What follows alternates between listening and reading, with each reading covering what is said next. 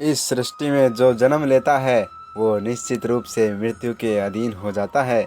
दोस्तों, यहाँ भगवान श्री कृष्ण कहते हैं कि इस मृत्यु लोक का हर एक प्राणी, चाहे वो मनुष्य हो या पशु पक्षी हो या फिर पेड़ पौधा हो, हर सांस लेने वाला प्राणी अपने जन्म के साथ मृत्यु को भी लेकर आता है।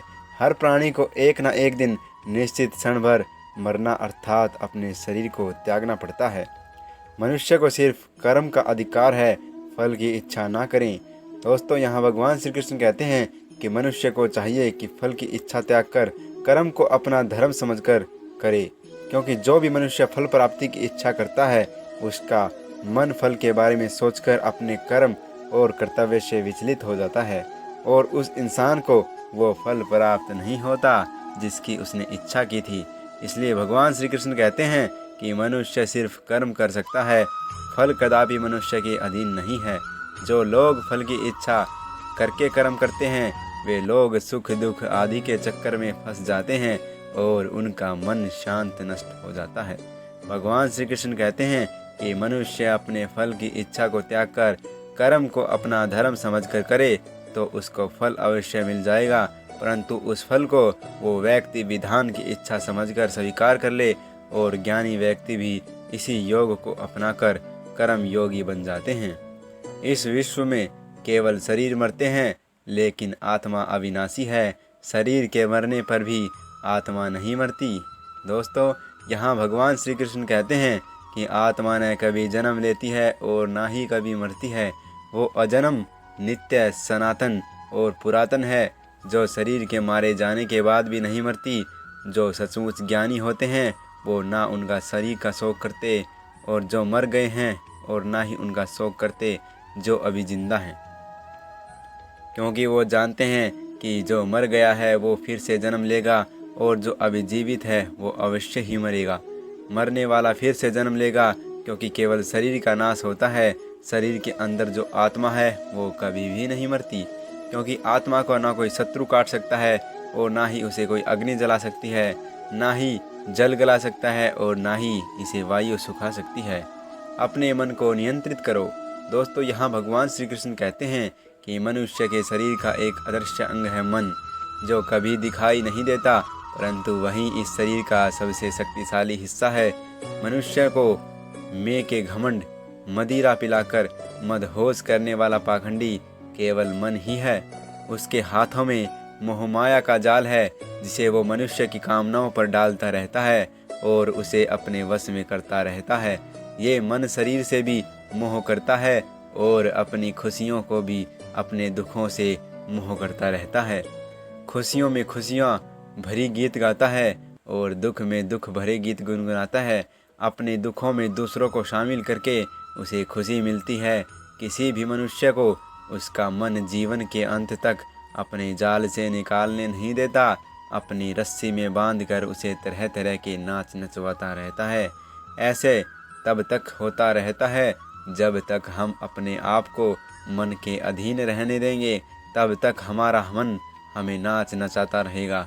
मनुष्य को इतनी फुर्सत भी नहीं देता कि वो अपने अंतर में झांककर अपनी आत्मा को पहचाने और आत्मा के अंदर जिस परमात्मा का प्रकाश है उस परमात्मा का साक्षात्कार करें।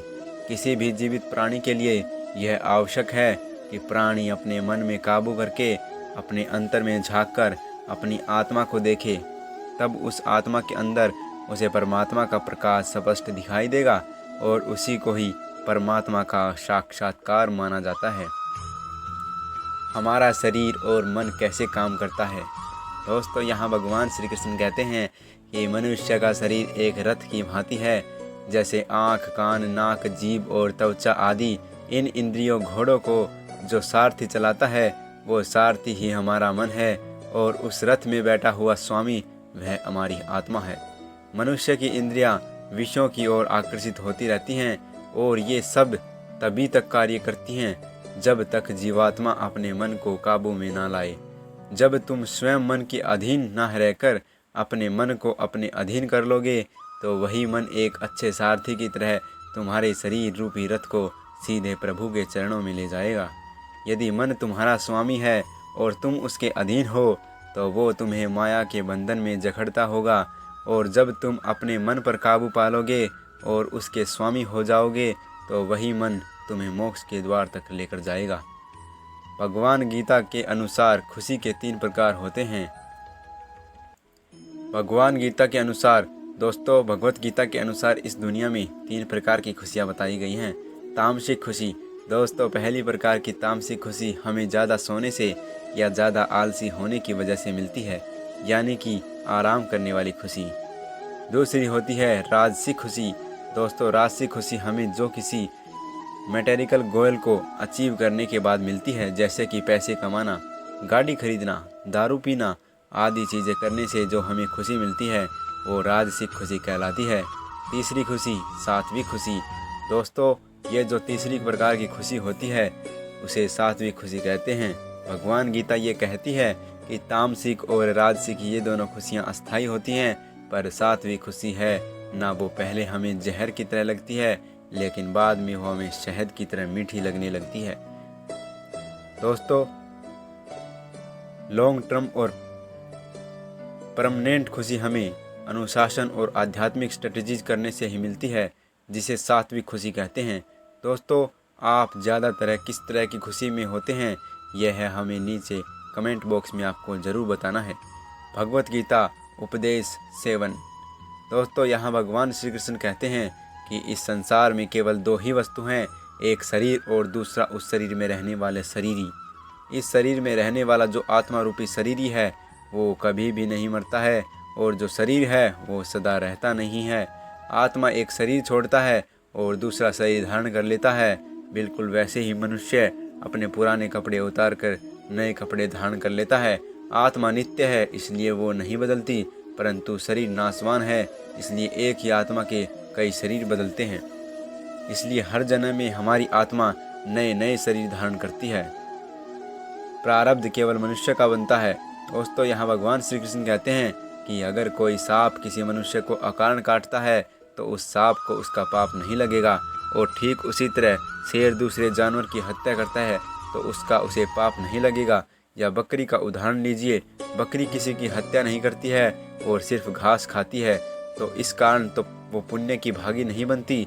पाप पुण्य का लेखा जोखा अर्थात प्रारब्ध केवल मनुष्य का बनता है। दोस्तों, इसका अर्थ यह है कि अगर कोई पशु किसी की अकारण हत्या कर देता है तो उसका उसे पाप नहीं लगेगा, लेकिन कोई मनुष्य अगर किसी भी जीवित प्राणी की अकारण हत्या कर देता है तो उसे उसका पाप लगेगा, क्योंकि इस पृथ्वीलोक पर समस्त प्राणियों में जो विवेकशील है वो अच्छे और बुरे की पहचान रख सकता है, और वो मनुष्य को छोड़कर कोई और प्राणी ऐसा हो ही नहीं सकता। इसलिए जब मनुष्य अपने पाप और पुण्य जब भोग लेता है तो उसे फिर से मनुष्य की योनि में भेज दिया जाता है। एक ही कर्म किसी के लिए पाप बन सकता है और दूसरे के लिए पुण्य बन सकता है। दोस्तों, एक मनुष्य किसी कमज़ोर और बूढ़े व्यक्ति का धन लूटने के लिए उसकी हत्या कर देता है तो उस व्यक्ति को निश्चित ही उसके द्वारा किए गए कर्म का पाप लगता है। और यदि दुष्ट मनुष्य किसी स्त्री के साथ ज़बरदस्ती बलात्कार करने की कोशिश कर रहा है तो उस स्त्री की रक्षा करने के लिए अगर कोई व्यक्ति उस दुष्ट मनुष्य की हत्या कर देता है तो उसका उसे पाप नहीं लगता बल्कि पुण्य मिलता है। दोस्तों, कर्म तो वही रहा किसी की हत्या करना, परंतु उस कर्म के पीछे की भावना क्या है और मारने वाले की नीयत क्या है, इसी के फर्क से ही एक ही कर्म किसी के लिए पाप हो सकता है और दूसरे के लिए पुण्य हो सकता है। जिस भावना और नीयत से मनुष्य कर्म करता है उस नीयत के कारण एक ही कर्म किसी के लिए पाप बन जाता है और किसी के लिए पुण्य बन जाता है। कर्म के इस ज्ञान के द्वारा ही मनुष्य को कर्म, विकर्म और अकर्म की पहचान होती है। दोस्तों, इसका अर्थ यह है कि मनुष्य जब निष्काम भावना से कर्म करता है तो उस कर्म का फल उसे नहीं भोगना पड़ता, इसलिए वो अकर्म हो जाता है। कर्म उसे कहते हैं जिसके साकाम भाव से फल की इच्छा से किया जाता है, उसका फल मनुष्य को उसके कर्म के अनुसार अवश्य मिलता है। अच्छे कर्म का फल अच्छा मिलता है और बुरे कर्म का फल बुरा मिलता है। और जो असत्य, कपट, हिंसा आदि अनुचित और निश्चित कर्म को विकर्म कहते हैं। हर मनुष्य का प्रथम धर्म क्या है और अपने धर्म का विधान मनुष्य खुद बनता है। दोस्तों, इसका अर्थ समझाते हुए भगवान श्री कृष्ण कहते हैं कि धर्म का जो विधान है अगर उसे किसी दूसरे व्यक्ति ने न बनाया है तो वह तुम्हारा धर्म नहीं हो सकता। तुम्हारा धर्म वही है जिसे तुमने स्वयं बनाया है, जिसे तुम्हारी आत्मा ने स्वीकार किया है। धर्म एक व्यक्तिगत चीज़ है उसका फैसला व्यक्ति को खुद लेना पड़ता है। दोस्तों, मैं आपको एक उदाहरण देकर समझाता हूँ। दोस्तों, अगर किसी के गांव में डाकू हमला करके उस गांव की लड़कियों का अपहरण कर रहे हैं, तो उसी समय किसी का पिता मृत्यु शैया पर पड़ा अंतिम सांस ले रहा हो और अपने पुत्र से बार बार पानी की एक घूंट मांग रहा हो, तो उस समय उस व्यक्ति का यानी कि उस पुत्र का क्या धर्म होना चाहिए? वो मरते हुए अपने पिता के कंठ में अंतिम समय गंगा जल की बूंद बूंद टपकाता हुआ अपने पुत्र धर्म का पालन करे, या फिर उस गांव की लड़कियों पर जो संकट आ गया है उनकी रक्षा के लिए अपने हाथ में तलवार उठाते हुए उन डाकुओं का मुकाबला करे? अवश्य पड़े तो अपनी जान भी देकर अपने गांव की इज्जत बचाए। दोस्तों, इसका निर्णय कोई दूसरा व्यक्ति कर सकता है। इसका धर्म का दोराहा और धर्म संकट भी कहते हैं। ऐसी स्थिति में वो व्यक्ति क्या करे, उसका फैसला कोई और व्यक्ति नहीं कर सकता, बल्कि ये निर्णय उसे खुद ही लेना पड़ता है कि उस समय उसका प्रथम धर्म क्या है। उस समय उसकी अंतरात्मा की आवाज़ क्या दे रही है कि उसका प्रथम धर्म क्या होना चाहिए। इसलिए दोस्तों, हर व्यक्ति का धर्म व्यक्तिगत होता है और मनुष्य अपने धर्म का विधान मनुष्य खुद बनता है। दोस्तों, अब मैं आपको कुछ ऐसी लाइन बताने वाला हूँ जो बहुत ज़्यादा इम्पोर्टेंट है और आपके जीवन में बहुत ज़्यादा लागू होती है।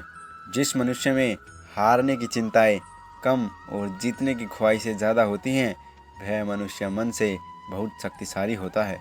जीवन में सब कुछ हासिल कर लीजिए या गंवा दीजिए, मगर अपने स्वार्थ के लिए किसी का इस्तेमाल मत कीजिए। जिस तरह थोड़ी सी औषधि भयंकर रोगों को शांत कर देती है, ठीक उसी तरह ईश्वर की थोड़ी सी भक्ति बहुत से कष्ट और दुखों का नाश करती है। कभी भी अपनी लाइफ में आगे बढ़ने के लिए उन चीज़ों और व्यक्तियों को भी त्यागना पड़ता है जो कभी तुम्हारे हृदय की गहराइयों में विलीन थे। दोस्तों, अगर आपको गीता उपदेश अच्छा लगा हो तो वीडियो को लाइक करना और चैनल को सब्सक्राइब करना, और कमेंट बॉक्स में आपको बताना है कि आपको वीडियो कैसी लगी। वीडियो अगर आपको अच्छी लगती है तो वीडियो को लाइक करके चैनल को भी सब्सक्राइब कर लीजिए, क्योंकि ऐसी वीडियो आपको भी आगे कंटिन्यू मिलती रहेगी। धन्यवाद।